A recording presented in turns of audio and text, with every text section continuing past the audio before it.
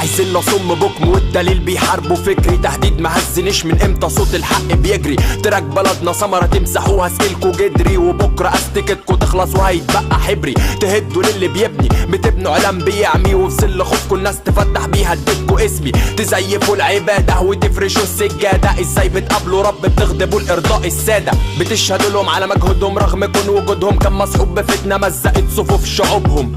أأيدهم يا إما أكون خارج على الملة، أطيع ولي الأمر بتاخدوا نص الآية حجة. انسى ديننا مش ستارة للي بيحصل، ولا انتوا أهل الذكر ولا تنفعوا كمصدر إفتاء. وزي ما رسولنا قالت فرقت الأمم من بعده 72 جوه النار والباقي عليها بيحاربوا. يا ليت كل الرجال كانوا كحبيبي وإمامي، صادق القول والأفعال لا مرشد سواه.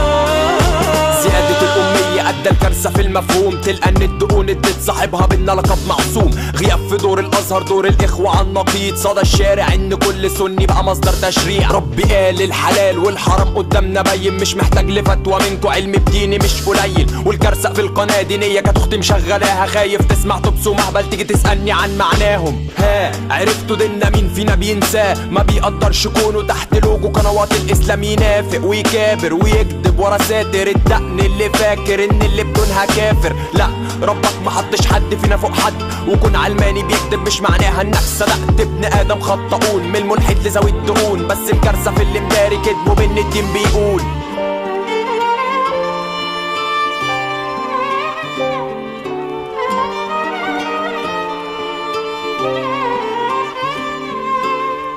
ضاع إسلامنا، سمعته ومكانته ضاعت تحت أقدام النخاس الفكرية والتعصب المذهبي، فإلى الله نشكو.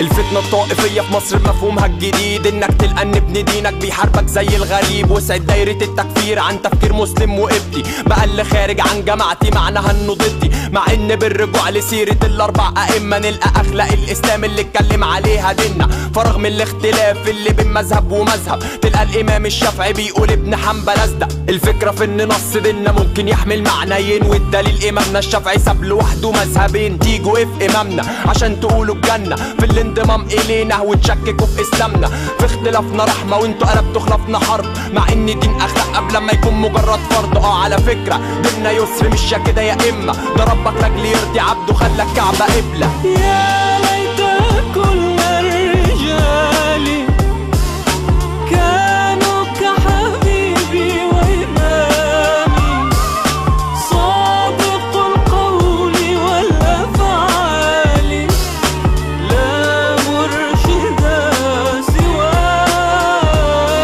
بنت عمر عبد العزيز وقت خلافته المسلمين طلبت لبس جديد زي كل البنات في العيد. طلب سلف من الخازن ويتسدد من راتب، فسأل عن الداعي جاوبه عمر قال موافق، لكن بشرط واحد تضمن لي تفضل عايش لشهر عشان تسدد مال الدولة او مش قابل. رجع عمر للدار وبنته في انتظار، سألها صبر وجنة ولا توب جديد ونار. بكت في حضنه بنته وصبرت على مقدرته، دي اخلاق الاسلام اللي اتربينا عليها في سيرته. والفاروق رفض يقيم الحد بقطع يد عبد رغم كونه سارق، بس حد كفايته ما اكتملش. نمت فنمت عشان عدلت بين الناس بحق، اظن الفرق واضح بينه وبين رموز وضوح الشمس، وكمان ما بين منافقينكوا وبين خازن امين. ده نفس الفرق بين مسلم وبين متأسلمين.